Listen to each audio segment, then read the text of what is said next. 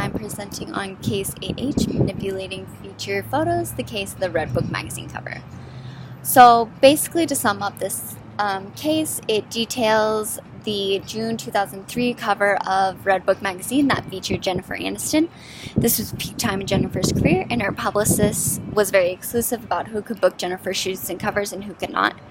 Red Book could not ultimately book with Jennifer Aniston and purchased one of her photos from a stock image company, and the magazine did not have her publicist's permission to use the photo, and more importantly, to point out her photo was actually not one photo but three cropped and photoshopped together to create the photo of Jennifer Aniston that was featured. The pants in her left arm with the wedding band are from one picture. Her right arm, which is thicker and discolored, is another. Her head from a paparazzi shot.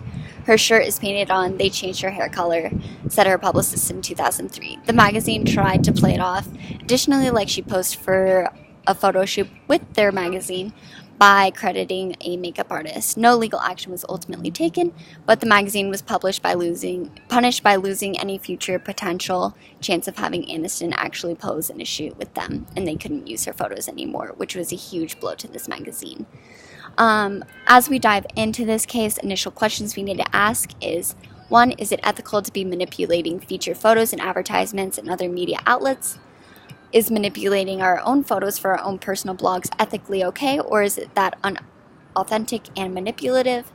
If celebrities such as the Kardashians, who have been known to use Photoshop and deny it, don't have a problem with Photoshop edits and other forms of photo editing, is it no longer unethical to feature these photos? So that brings us back to the main dilemma with this case, which ultimately leads us to the question of what is the line in manipulation in photographs where the photo is no longer representing truth?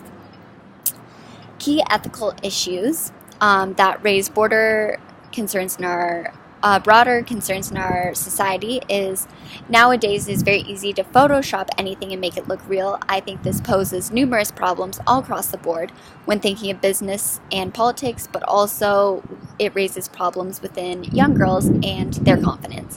When we see these girls on magazines who are Photoshopped to be flawless, young girls think this is the ideal way to look. Most photos featuring women in media are photoshopped and edited in some way. Their skin is changed and usually lightened, bodies are slimmed down, and busts are enlarged. This leads to low self-confidence in girls thinking these photoshops are the norm and that's what they should look like.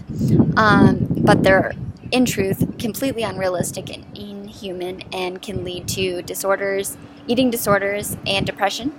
This also affects men, and especially with the over-sexualization of women, men create unrealistic expectation of women's physical appearances while also dehumanizing women to just sexual objects because in advertisement, sex sells. But men also fall victim to the means of Photoshop and over-editing. They're airbrushed have flawless skin and usually are slimmed down in the waist and have enlarged arm muscles. Young boys also suffer from low self-esteem and depression as well as eating disorders because of this, but it is not talked about as much as girls dealing with this issue. This is not new. Photo manipulation is not something new. Even Oprah has fallen victim to over-editing. A famous example was in 1989, a TV cover guide that featured Oprah. She did not shoot with TV guide, but they edited her head onto the body of Anne Margaret. More recent examples are Lupita Nyong'o, which I totally just butchered her name and I apologize, but she posed for Grazia UK for the November 2017 issue. Lupita's natural hair had been airbrushed out of the cover photo. Lupita addressed the cover photo saying she was disappointed with Grazia for digitally removing her hair in order to fit a more Eurocentric notion of what beautiful hair should look like. Grazia ultimately apologized for the way the photo was edited and made the statement Grazia is committed to representing diversity through its pages. Jennifer Lawrence is also outspoken, especially when it comes to the media's portrayal of women and the way Photoshop is abused in its use. One case received lots of public attention was her June 2011 cover photo for Flare magazine. There was big edits made to her, including reduction of her stomach, and general curves. Her arms were adjusted and thinned, collarbone was emphasized, as well as her face was slimmed and emphasized jawline with sunken cheeks.